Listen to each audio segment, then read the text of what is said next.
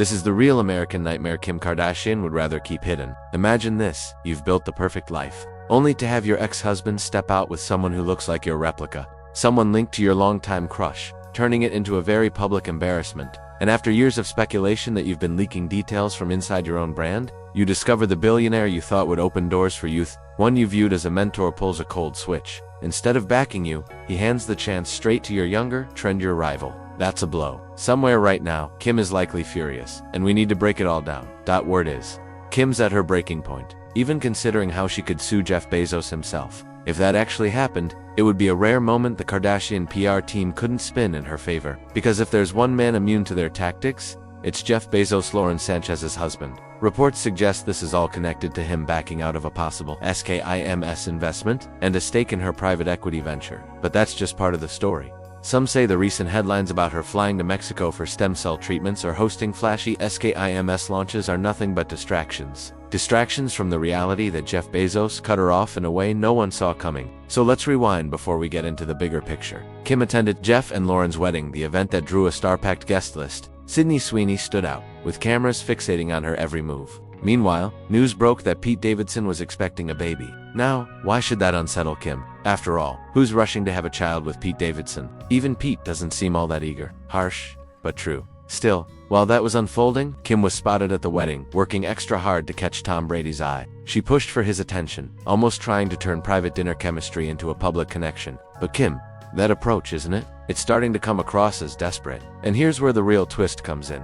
What really unsettled her wasn't Tom, it was Sydney Sweeney. Think about it. Sydney comes with the looks, the momentum, the roles, and all the new attention. Essentially, everything Kim has been aiming for in this latest stage of her career. Kim's been pushing hard for that all-American Barbie image. But the reality is, Kim is Armenian, a mother in her 40s with 4 mixed-race children. Nothing wrong with that, but it's simply a different path. Lately, she's been striking poses in those tech-inspired shoots, trying to project an edgy, futuristic doll vibe as if to prove she can embody the ultimate blonde fantasy, too. Yet, it just doesn't land the same way. Then there's the Kanye factor. He's still releasing music for his mysterious muse. But no matter what, that history and baggage don't disappear. That connection will always shadow her. Meanwhile, Sydney Sweeney, whether she asked for it or not, has been embraced as Hollywood's new darling. Younger? Absolutely. More attractive? Many argue, yes. Body natural? That's the perception. And while beauty will always be subjective, her face hasn't carried the same transformation rumors Kim constantly faces. Too much of the public, Sydney appears genuine.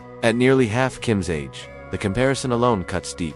From the outside, it looks like Kim should be unraveling over this. But insiders suggest it goes beyond surface-level jealousy. Sources digging into the matter hint that the story could completely shift if certain details come out. Allegedly, Kim has been strategically aligning with Jeff Bezos for the past 2 or 3 years, dating back to her time with Pete Davidson. When she launched her private equity firm, insiders claim she was counting on a major investment from Bezos himself. For a while, Kim, Jeff, and Lauren were seen together, often so frequently, but some even joked about them being a throuple behind the scenes. Whatever the truth, the connection appeared unusually close. Some speculated about possible romantic undertones in that triangle, but the latest whispers are even more unexpected. Kim has always been a Kardashian, through and through, meaning, if the opportunity is profitable, she's willing to pursue it. She's certainly taken bigger risks for smaller rewards.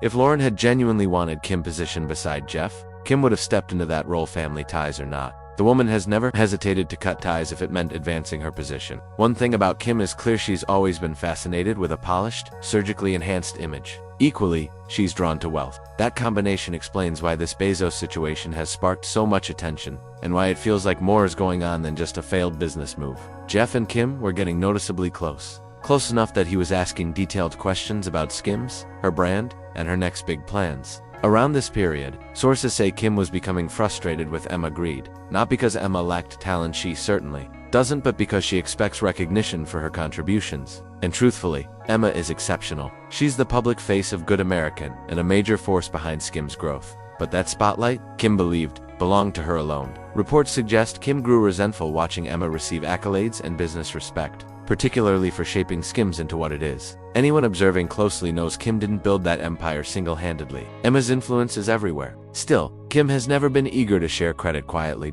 So, what did she do? She leaned heavily on the Kardashian playbook, turning on her charm and getting close to Jeff Bezos. Meeting after meeting, private talks, strategic positioning, the full effort. Around this time, she launched Sky Investment Partners, a firm she promoted as her bold step into serious business, beyond handbags, luxury cars, and reality TV earnings. In Kim's mind, this was her chance to enter true billionaire territory. The strategy was simple. Align herself closely with Bezos, in hopes that he'd invest substantially. Rumors suggests she believed it could be $1 billion into her private equity venture. She was already giving interviews discussing generational wealth as though the deal was finalized. To her, this was the foundation for her next empire.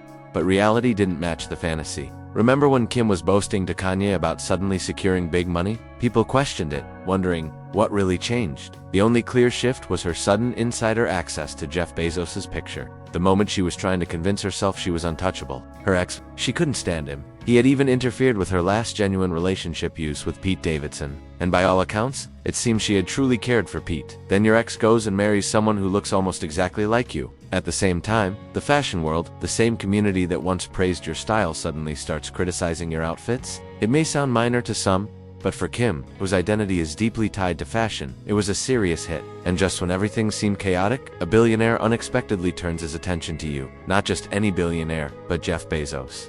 He starts asking questions about your brands, your projects, your strategy, and in your mind, this feels like the breakthrough moment. You've always used relationships as a way to gain access and influence, but this time the vision went beyond celebrity status. The aim was wealth on a level that secures real power, the kind that places you above the headlines. With $1 billion deal, you could surpass Kanye, who no longer even holds billionaire status, and claim the ultimate position. This wasn't simply business. It was about winning. Kim begins feeding Bezos details, sharing insights and information.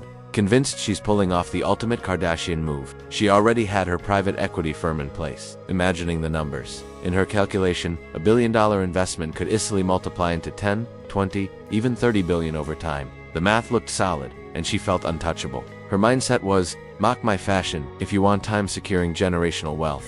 But then reality stepped in. Kim discovered that not everyone operates like her ex. Whatever people may say about Kanye, he was completely devoted to her. His love made him open doors, share resources, and offer opportunities most people wouldn't dream of giving. In my view, he allowed the Kardashians to thrive without pushing back. Over time, Kim and her family began assuming that kind of access was standard, that anyone could be influenced in the same way. Her era was assuming Bezos would be just as easy to maneuver. This is a man who didn't simply inherit wealth. He built one of the strongest business empires in the world. Whether he ranks first or 10th on the global rich list doesn't change that fact. He's sitting at the very top. And you don't reach that level by letting anyone, no matter how smooth their charm may seem, take advantage of you. Jeff didn't become Jeff by falling for the Kardashian strategy. Here's the turning point. The Kardashians, in my view, treated Jeff Bezos as if he were just another Kanye's plow. Flaunt the lifestyle, extend a few exclusive invitations, and suddenly, they believed they had access to his empire. In their minds, that $1 billion check was already as good as theirs.